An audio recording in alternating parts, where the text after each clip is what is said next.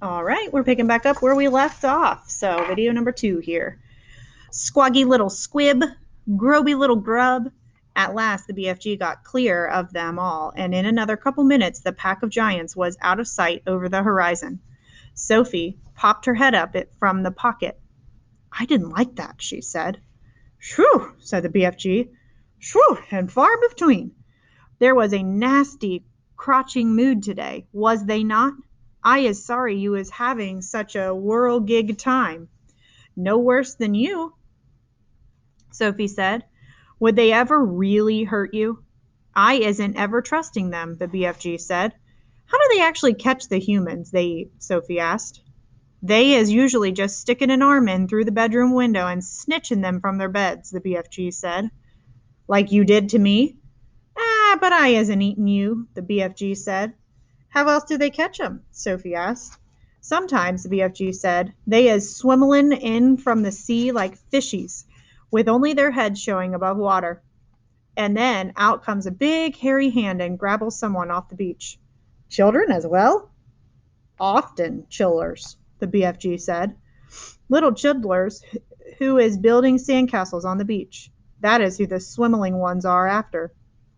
Little childers is not so tough to eat as old grandmama, so says the child-chewing giant. As they talked, the BFG was galloping fast over the land. Sophie was standing right up in his waistcoat pocket and holding on to the edge with both hands. Her head and shoulders were in the open, and the wind was blowing in her hair. How else do they catch people? She asked. All of them is having their own special ways of catching the human being, the BFG said.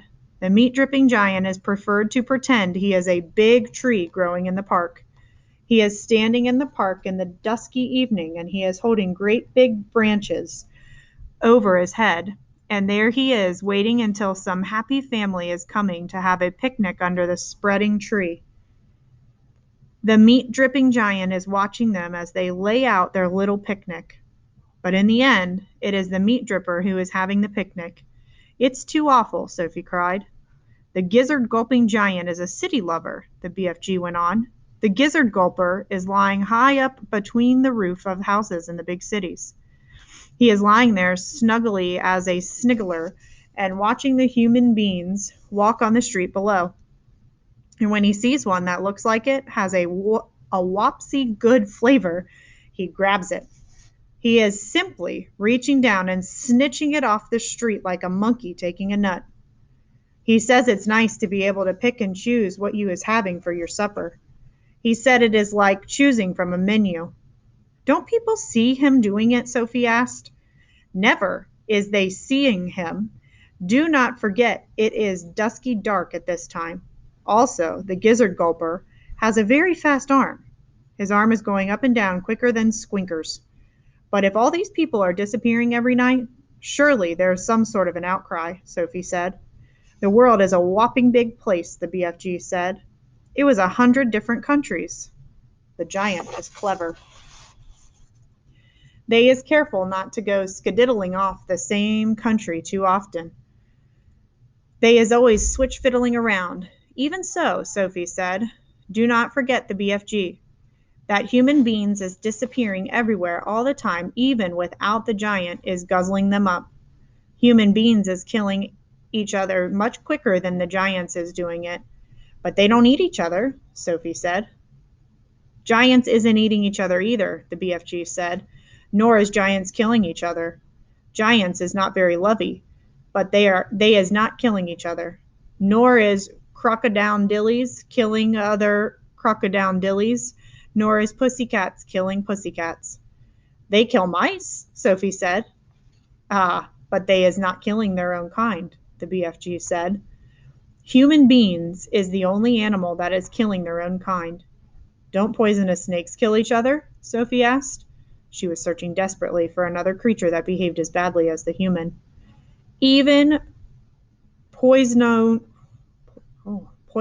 snakes is never killing each other, the BFG said. Nor is the most fearsome creature like tigers and rhinoceroses. None of them is killing their own kind. Have you ever thought about that? Sophie kept silent. I is not understanding human beings at all, the BFG said. You is a human being, and you is saying it is grisly and horrigust for giants to be eating human beings. Right or left? Right, Sophie said. But human beings is squishing each other all the time, the BFG said. They is shooting guns and going up in airplanes to drop bombs on each other's heads. Every week, human beings is always killing other human beings. He was right. Of course he was right, and Sophie knew it. She was beginning to wonder whether humans were actually any better than giants. Even so, she said, defending her own race, I think it's rotten that those foul giants should go off every night to eat humans. Humans have never done them any harm. That is what the little piggy wig is saying every day, the BFG answered. He is saying, I has never done any harm to the human being, so why would he be eating me? Oh dear, Sophie said. The human beings is making rules to suit themselves, the BFG went on. But the rules they is making do not suit the little piggly wigglies. Am I right or left? Right, Sophie said. Giants is also making rules. Their rules is not suiting the human beings. Everyone is making his own rules to suit himself. But you don't like it that those beastly giants are eating humans every night, do you? Sophie asked. I do not, the BFG answered firmly. One right is not making two lefts. If you quite cozy down there in my pocket, I'm fine, Sophie said. But then suddenly, once again, the BFG went into that magical top gear of his. He began hurtling forward with phenomenal leaps. His speed was unbelievable. The landscape became blurred, and again Sophie had to duck down out of the whistling gale to save her head from being blown off her shoulders. She crouched it in the pocket and listened to the wind screaming past. It came rifling in through the tiny peephole in the pocket and whooshed around her like a hurricane. But this time the BFG didn't stay in top gear long. It seemed as though he had some barrier to cross, a vast mountain perhaps, or an ocean, or a great desert. But having crossed it, he once again slowed down to his normal gallop. Sophie was able to pop her head up and look once more at the view. She noticed immediately that they were now in an altogether paler country. The sun had disappeared above the film of vapor. The air was becoming cooler every minute. The land was flat and treeless, and there seemed to be no color in it at all. Every minute the mist became thicker, the air became colder still, and everything became paler and paler, until soon there was nothing but gray and white all around them. They were in this country of swirling mist and ghost vapors. There was some sort of grass underfoot, but it was not green. It was ashy gray. There was no sign of a living creature, and no sign at all except for the soft thud of the BFG's footsteps as he hurtled on through the fog. Suddenly he stopped. We is here at last, he announced. He bent down and lifted Sophie from his pocket and put her on the ground. She was still in her nightie, and her feet were bare. She shivered and stared around her at the swirling mist and ghostly vapors. Where are we? She asked. We is in Dream Country, the BFG said. This is where all dreams is beginning. Dream catching. The big friendly giant put the suitcase on the ground. He bent low so that his enormous face was close to Sophie's. From now on, we is keeping as still as winky little miceies, he whispered. Sophie nodded. The misty vapor swirled around her. It made her cheeks damp and left dewdrops in her hair. The BFG opened the suitcase and took out several empty glass jars. He set them ready on the ground, with their screw tops removed. Then he stood up very straight. His head was now high in the swirling mist, and it kept disappearing, then appearing again. He was holding the long net in his right hand. Sophie, staring upwards, saw through the mist that his colossal ears were beginning to swivel out from his head. They began waving gently to and fro. Suddenly the BFG pounced. He leaped high in the air and swung the net through the mist with a great swishing sweep of his arm. Got him, he cried. A jar, a jar! Quick, quick, quick! Sophie picked up a jar and held it up to him. He grabbed hold of it. He lowered the net. Very carefully, he tipped something absolutely invisible from the net into the jar. He dropped the net and swiftly clapped one hand over the jar. "The top," he whispered. The jar top. "Quick." Sophie picked up the screw top and handed it to him. He screwed it on tight. The jar was closed.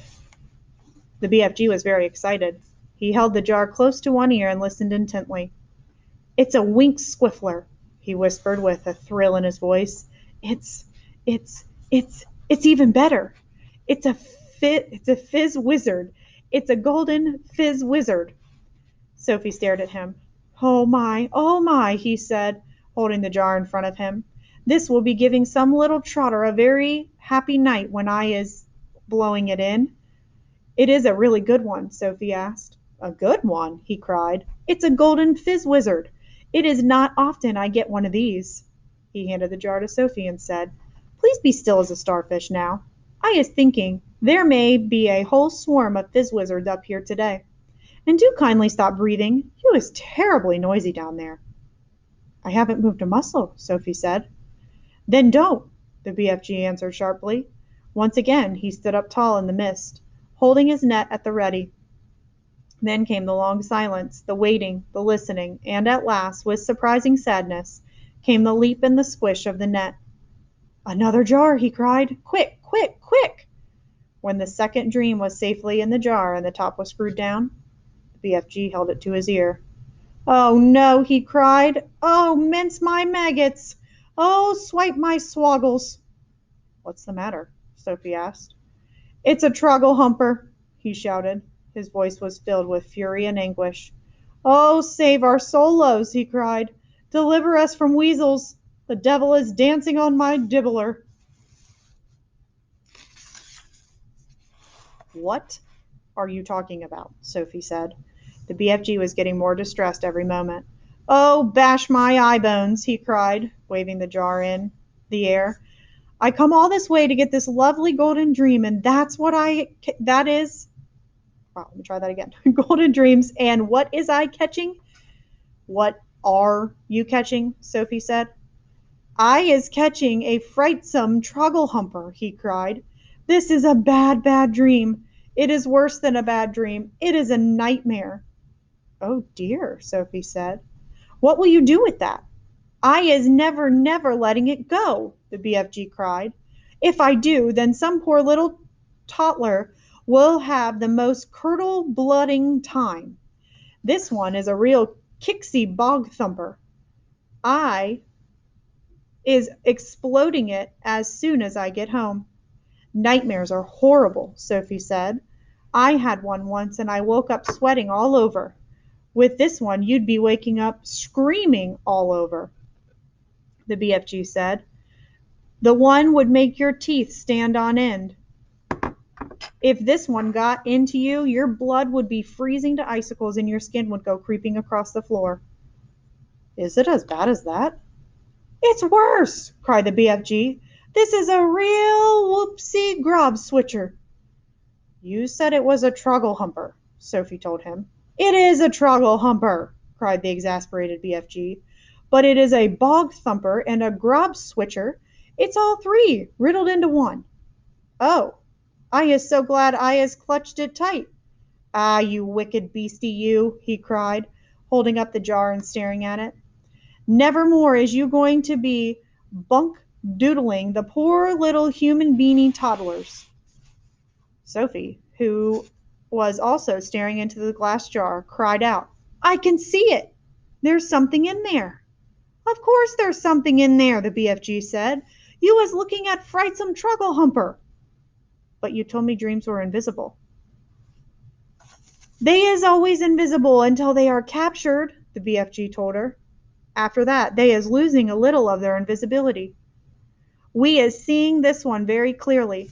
Inside the jar, Sophie could faint scarlet outline in something that looked like mixture between the blob of glass and a bubble of jelly.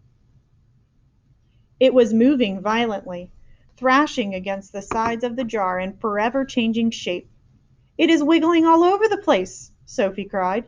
"It's frightened to get out. It'll bash itself to bits." The nastier the dream, the angrier it is getting when it is in prison, the BFG said. It is the same with the wild animals. If the animal is very fierce and you is putting it in a cage, it'll make a tremendous rumpeldumpus. If it is a nice animal like a cockatoodle or a fogelfrump, it will sit quietly.